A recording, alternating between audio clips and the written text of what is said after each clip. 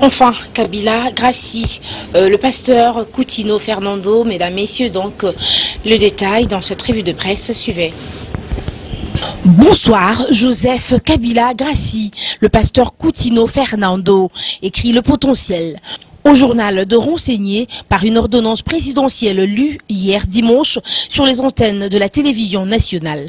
Le président de la République, Joseph Kabila Kabange, a décidé de gracier l'archibishop Coutinho Fernando, pasteur responsable de l'église armée des victoires, condamné par la haute cour militaire pour détention illégale d'armes et tentative d'assassinat.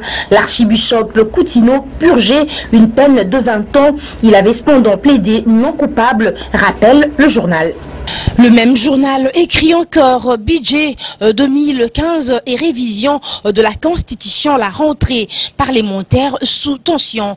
Au journal de signaler si par principe la session ordinaire de septembre est essentiellement consacrée à l'examen du projet de budget pour le prochain exercice, d'autres sujets brûlants de l'actualité tels que l'épineux dossier de la révision constitutionnelle s'inviteront sans nul doute au débat. L'unanimité s'étant difficilement dégagée aussi bien dans la majorité que dans l'opposition sur un projet de révision déposé par le gouvernement au bureau de l'Assemblée nationale.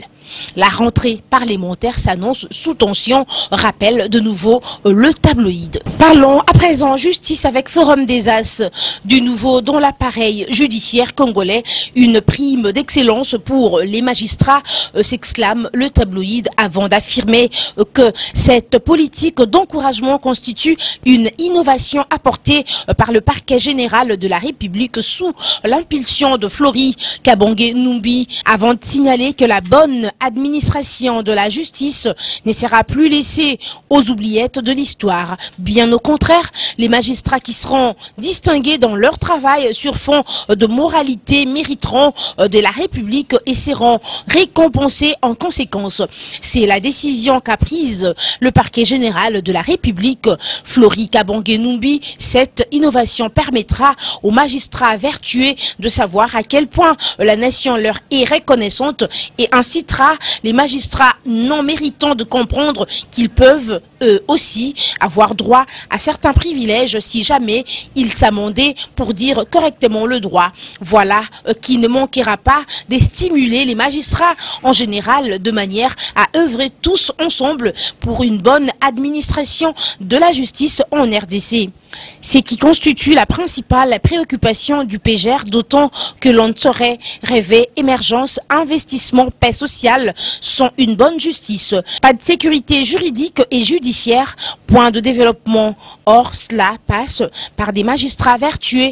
La RDC n'en manque pas. Revenons en politique avec les dépêches de Brazzaville qui titrent l'UDPS d'accord pour la tenue d'un dialogue politique. Le parti d'Étienne Tshisekedi soutient les pourparlers tel qu'est prévu dans l'accord cadre d'Addis Abeba signé en Éthiopie pour la stabilité de la RDC et de la sous-région de Grand Lac.